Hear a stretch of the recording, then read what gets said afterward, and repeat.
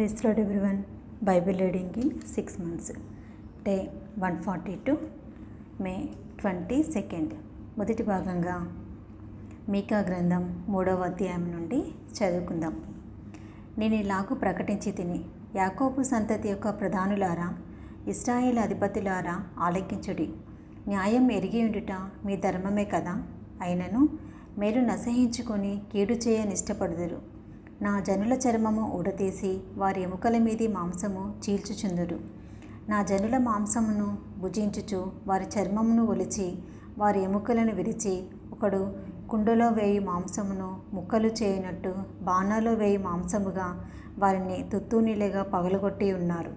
వారు దుర్మార్గతను అనుసరించి నడుచుకొని ఉన్నారు కనుక వారు యెహోవాకు మొరపెట్టినను ఆయన వారి మనవి అంగీకరింపగా ఆ కాలమందు వారికి కనబడకుండా తన్ను మరుగు చేసుకొనెను. ఆహారం నములుచు సమాధానమని ప్రకటించు వారును, ఒకడు తమ నోట ఆహారము పెట్టని ఎడల అతని మీద యుద్ధము ప్రకటించువారునై నా జనులను పొరపెట్టు ప్రవక్తలను గూర్చి యెహోవా సెలవిచ్చినది ఏమనగా, మీకు దర్శనముగా కలగకుండా రాత్రి కమ్మును, సోద చెప్పకుండా మీకు చీకటి కలుగును. ఇటు ప్రవక్తలకు సూర్యుడు కనబడకుండా అస్తమించును, పగలు చీకటి పడును. అప్పుడు దీర్ఘదర్శులు సిగ్గునొందుదురు, సోదెగాండ్రు తెల్లబోవుదురు. దేవుడు తమకు ప్రత్యుత్తరం మీకుండుట చూచి నోరు మూసుకుందురు. నేనైతే యాకోబు సంతతి వారికి తమ దోషమును, ఇశ్రాయేలుకు తమ పాపమును కనబర్చుటకై యెహోవా ఆత్మావేశము చేత బలముతోనూ తీర్పు తీర్చు శక్తితోనూ ధైర్యముతోనూ నింపబడిన వాడై ఉన్నాడు. యాకోబు సంతతి వారి ప్రధానులారా, ఇశ్రాయేలు అధిపతులారా, న్యాయమును తృణీకరించుచు దుర్నీతిని నీతిగా ఎంచువారులారా, ఈ మాట ఆలకించుడి. నరహత్య చేయుట చేత సియోనును మీరు కట్టుదురు, దుష్టత్వము జరిగించుట చేత యెరూషలేమును మీరు కట్టుదురు. జనుల ప్రధానులు లంచం పుచ్చుకొని తీర్పు తీర్చుదురు. వారి యాజకులు కూలికి బోధింతురు, ప్రవక్తలు ద్రవ్యం కొరకు సోద చెప్పుదురు. అయినను వారు యెహోవాను ఆధారం చేసుకొని, యెహోవా మన మధ్యనున్నాడు కదా, ఏ కీడును మనకు రారేదని అనుకొందురు. కాబట్టి చేను దున్నబడినట్లు మిమ్మను బట్టి సియోను దున్నబడును, యెరూషలేము రాళ్ల కుప్పలగును, మందిరమున్న పర్వతము అరణ్యంలోని ఉన్నత స్థలముల వలె అగును. మీకా గ్రంథం 4వ అధ్యాయము. అంత్యదినములలో యెహోవా మందిర పర్వతము పర్వతముల శిఖరమున స్థిరపరచబడి కొండల కంటే ఎత్తుగా ఎత్తబడగా ప్రవాహము వచ్చినట్లు జనులు దానిలోనికి వత్తురు. కాబట్టి ఆ కాలమున అన్యజనులు అనేకులు వచ్చి సియోనులో నుండి ధర్మశాస్త్రమును, యెరూషలేములో నుండి యెహోవా వాక్కును బయలువెళ్ళెను. యాకోబు దేవుని మందిరమునకు, యెహోవా పర్వతమునకు మనము వెళ్ళుదము రండి. ఆయన తన మార్గముల విషయమై మనకు బోధించును, మనము ఆయన త్రోవలలో నడుచుకుందము అని చెప్పుకుందరు. ఆయన మధ్యవర్తి అయి అనేక జనములకు న్యాయం తీర్చును, దూరమున నివసించు బలము గల అన్ని జనులకు తీర్పు తీర్చును. వారు తమ ఖడ్గములను నాగటి నక్కులుగాను, తమ ఈటలను మచ్చు కత్తులుగాను సాగగొట్టుదురు. జనము మీదికి జనము ఖడ్గము ఎత్తకయుండును. యుద్ధం చేయ నేర్చుకునుట జనులు ఇక మానివేతురు. ఎవరి భయం లేకుండా ప్రతివాడును తన ద్రాక్ష చెట్టు కిందను, తన అంజూరపు చెట్టు క్రిందను కూర్చుండును. సైన్యములకు అధిపతి యెహోవా మాట ఇచ్చి ఉన్నాడు. సకల జనములు తమ తమ దేవతల నామమును స్మరించుకొనుచు నడుచుకుందురు. మనమైతే మన దేవుడైన యెహోవా నామము ఎల్లప్పుడూ స్మరించుకుందము. ఆ దినమున నేను కుంటివారిని పోగు చేయుదును, అవతలకు వెళ్ళగొట్టబడిన వారిని, బాధింపబడిన వారిని సమకూర్చుదును. ఇదే యెహోవా వాక్కు. కుంటివారిని శేషముగాను, దూరమునకు వెళ్ళగొట్టబడిన వారిని బలమైన జనముగాను నేను చేతును. యెహోవా సియోను కొండ యందు ఇప్పటి నుండి శాశ్వత కాలము వరకు వారికి రాజుగా ఉండును. మందల గోపురమా, సియోను కుమార్తె పర్వతమా, మునుపటిలాగున యెరూషలేము కుమార్తె మీద నీకు ప్రభుత్వం కలుగును. నీవెందుకు కేకలు వేయుచున్నావు? నీవు రాజు లేకపోవుట చేతనే, నీ ఆలోచనకర్తలు నశించిపోవుట చేతనే ప్రసూతి స్త్రీకి వచ్చిన వేదనలు నీకు వచ్చినవా? సియోను కుమారి, ప్రసూతి స్త్రీ వలనే నీవు వేదన పడి ప్రసవించుము. నీవు పట్టణము విడిచి బయట వాసము చేతువు, బబులోను పురము వరకు నీవు వెళ్ళుదువు. అక్కడనే నీవు రక్షణ నొందుదువు. అక్కడనే యెహోవా నీ శత్రువుల చేతిలో నుండి నిన్ను విమోచించును. మనము చూచుచుండగా సియోను అపవిత్రపరచబడును కాక అని చెప్పుకొనుచు అన్యజనులు అనేకులు నీ మీదికి కూడి వచ్చి ఉన్నారు. కళ్ళంలో ఒకడు పనులు కూర్చున్నట్టు యెహోవా వారిని సమకూర్చును. అయితే వారు ఆయన తలంపులు తెలుసుకొనకున్నారు. ఆయన ఆలోచన వారు గ్రహింపకున్నారు. సియోను కుమారి, నీ శృంగము ఇనుపదిగాను, నీ డెక్కలు ఇత్తడివిగాను నేను చేయిచున్నాను. లేచి కళ్ళము త్రొక్కుము. అనేక జనములను నీవు అణగద్రొక్కుదువు. వారికి దొరికిన లాభమును నేను యెహోవాకు ప్రతిష్ఠించుతును. వారి ఆస్తిని సర్వలోకనాథునికి ప్రతిష్ఠించుతును. మీకా గ్రంథం 5వ అధ్యాయము. అయితే సమూహములుగా కూడుదానా, సమూహములుగా కూడుము. శత్రువులు మన పట్టణము ముట్టడి వేయుచున్నారు. వారు ఇశ్రాయేలు న్యాయాధిపతిని కర్రతో చెంప మీద కొట్టుచున్నారు. బెత్లెహేము ఎఫ్రాతా, యూదావారి కుటుంబములలో నీవు స్వల్ప గ్రామమైనను నా కొరకు ఇశ్రాయేలును ఏలబోవాడు నీలో నుండి వచ్చును. పురాతన కాలము మొదలుకొని శాశ్వత కాలము ఆయన ప్రత్యక్షమగుచుండెను. కాబట్టి ప్రసవమగు స్త్రీ పిల్లలను కనువరకు ఆయన వారిని అప్పగించును. అప్పుడు ఆయన సహోదరులలో శేషించిన వారును ఇశ్రాయేలుతో కూడా తిరిగి వద్దరు. ఆయన నిలిచి యెహోవా బలము పొంది తన దేవుడైన యెహోవా నామ మహత్యమును బట్టి తన మందను మేపును. కాగా వారు నిలుతురు. ఆయన భూమింతముల వరకు ప్రబలుడగును. ఆయన సమాధానమునకు కారకుడగును. అషూరు మన దేశంలో చొరబడి మన నగరులలో ప్రవేశింపగా వారిని ఎదిరించుటకు మేము 7 గొర్రెల కాపరులను 8 ప్రధానులను నియమింతుము. వారు అషూరు దేశమును దాని గుమ్మము వరకు నిమ్రోతు దేశమును ఖడ్గం చేత మేపుదురు. అషూరీలు మన దేశంలో చొరబడి మన సరిహద్దులలో ప్రవేశించినప్పుడు ఆయన ఈలాగున మనలను రక్షించును. యాకోబు సంతతిలో శేషించిన వారు యెహోవా కురిపించు మంచువలెను, మనుష్య ప్రయత్నము లేకుండాను నరుల యోచన లేకుండాను గట్టి మీద పడు వర్షము వలెను ఆయా జనముల మధ్యను నుందురు. యాకోబు సంతతిలో శేషించిన వారు అన్యజనుల మధ్యను అనేక జనములలోనూ అడవి మృగములలోనూ సింహము వలెను ఎవడనూ విడిపింపకుండా లోపలికి చొచ్చి గొర్రెల మందలను త్రొక్కి చీల్చు కొదుమ సింహం వలెను ఉందురు. నీ హస్తము నీ విరోధుల మీద ఎత్తబడి ఉండునుగాక. నీ శత్రువులందరూ నశింతురుగాక. ఆ దినమున నేను నీలో గుర్రములుండకుండా వాటిని బొత్తిగా నాశనం చేతును. నీ రథములను మాపివేతును. నీ దేశమందున్న పట్టణములను నాశనం చేతును. నీ కోటలను పడగొట్టుదును. నీలో చిల్లంగివారు లేకుండా నిర్మూలం చేతును. మేఘములను చూచి మంత్రించువారు ఇక నీలో ఉండరు. నీ చేతి పనికి నీవు ముక్కునట్లు చెక్కిన విగ్రహములను దేవతా స్తంభములను నీ మధ్య ఉండకుండా నాశనం చేతును. నీ మధ్యను దేవతా స్తంభములుండకుండా వాటిని పెళ్ళగింతును.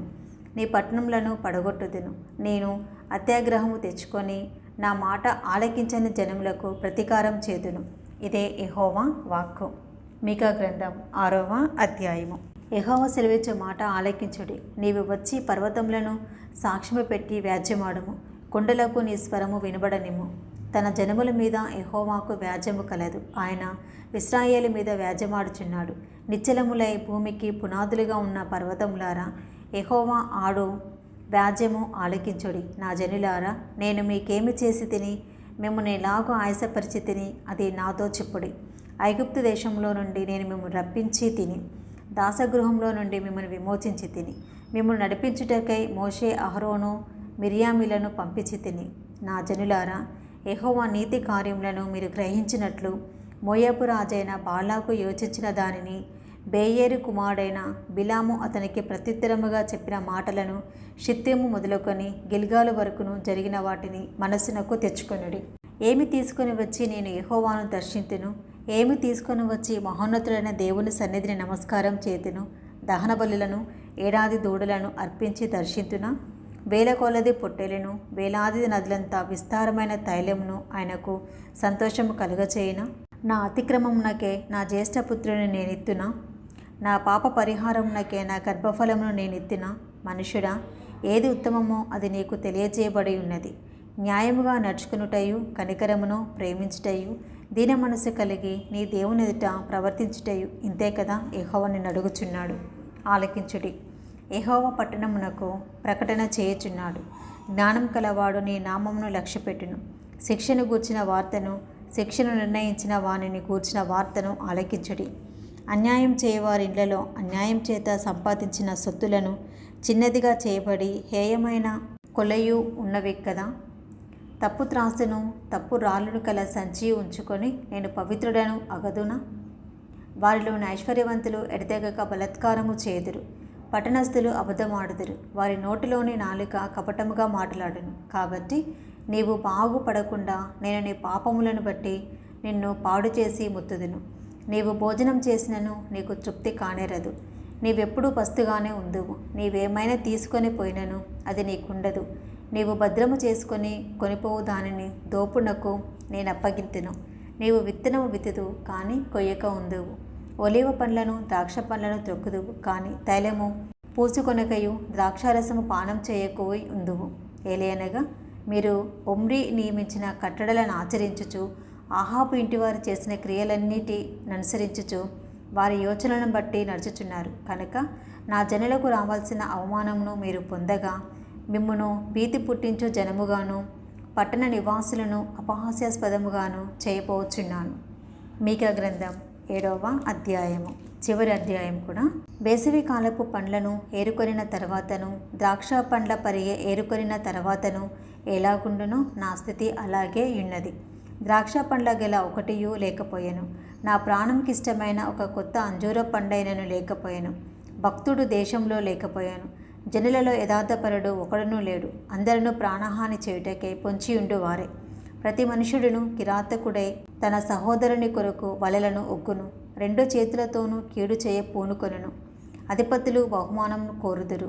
న్యాయాధిపతులు లంచము పుచ్చుకొందురు. గొప్పవారు తమ మోసపు కోరికను తెలియచేయుదురు. అలాగున వారు ఏకపట్టుగా నుండి దాన్ని ముగింతురు. వారిలో మంచివారు ముండ్ల చెట్టు వంటి వారు. వారిలో యథార్థవంతులు ముండ్ల కంచె కంటెను ముండ్లుగా నుందురు. నీ కాపరుల దినమున నీవు శిక్షనందు దినము వచ్చుచున్నది. ఇప్పుడే జనులు కలవరపడుచున్నారు. స్నేహితుని యందు నమ్మిక ఉంచవద్దు. ముఖ్య స్నేహితుని నమ్ముకొనవద్దు. నీ కౌగిటిలో పండుకొని ఉన్న దాని ఎదుట నీ పెదవుల ద్వారమునకు కాపు పెట్టుము. కుమారుడు తండ్రిని నిర్లక్ష్య పెట్టుచున్నాడు. కుమార్తె తల్లి మీదికి, కోడలు అత్త మీదికి లేచిదరు. ఎవరి ఇంటివారు వారికే విరోధులగుదురు. అయినను యెహోవా కొరకు నేను ఎదురుచూచెదను. రక్షణకర్తయగు నా దేవుని కొరకు నేను కనిపెట్టి ఉందెను. నా దేవుడు నా ప్రార్థన ఆలకించెను. నా శత్రువా, నా మీద అతిశయింపవద్దు. నేను క్రింద పడినను తిరిగి లేతును. నేను అంధకారమందు కూర్చున్నను. యెహోవా నాకు వెలుగుగా ఉండును. నేను యెహోవా దృష్టికి పాపం చేసి తిని కనుక ఆయన నా పక్షమున వ్యాజ్యమాడి నా పక్షమున న్యాయం తీర్చు వరకు నేను ఆయన కోపాగ్నిని సహింతును. ఆయన నన్ను వెలుగులోనికి రప్పించును. ఆయన నీతిని నేను చూచెదను. నా శత్రువు దాన్ని చూచును. నీ దేవుడైన యెహోవా ఎక్కడున్నాడని నాతో అనినది అవమానమునందును. అది నా కండ్లకు అగుపడును. ఇప్పుడు అది వీధిలోనున్న బురద వలె త్రొక్కబడును. నీ గోడలు మరలా కట్టించు దినము వచ్చుచున్నది. అప్పుడు నీ సరిహద్దు విశాలపరచబడును. ఆ దినమందు అష్షూరు దేశం నుండి, ఐగుప్తు దేశపు పట్టణముల నుండి, ఐగుప్తు మొదలుకొని యూఫ్రటీస్ నది వరకు ఉన్న ప్రదేశం నుండి, ఆయా సముద్రముల మధ్య ప్రదేశముల నుండి, ఆయా పర్వతముల మధ్య ప్రదేశముల నుండి జనులు నీ యొద్దకు వత్తురు. అయితే దేశ నివాసులు చేసిన క్రియలను బట్టి దేశము పాడగును. నీ చేతికర్ర తీసుకొని నీ జనులను కర్మెలునకు చేరిన అడవిలో ప్రత్యేకంగా నివసించు నీ స్వాస్థ్యపు వారిని మేపుము.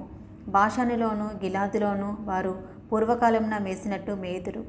ఐగుప్తు దేశంలో నుండి నీవు వచ్చినప్పుడు జరిగినట్టు నేను జనులకు అద్భుతములను కనబరుదును. అన్యజనులు అది చూచి తమకు కలిగిన బలమంతా కొంచెమని సిగ్గుపడి నోరు మూసుకొందురు. వారి చెవులు చెవుడెక్కిపోవును. సర్పములాగున వారు మన్ను నాకుదురు. భూమి మీద పాకు పురుగువలే తమ ఇరవుల నుండి వణుకుచు ప్రాకి వత్తురు. మన దేవుడైన యెహోవా యుద్ధకు భయపడుచూ వత్తురు. నిన్ను బట్టి భయము నొందుదురు. తన స్వాస్థ్యంలో శేషించిన వారి దోషమును పరిహరించి వారు చేసిన అతిక్రమముల విషయమై వారిని క్షమించు దేవుడువైన నీతో సముడైన దేవుడున్నాడా?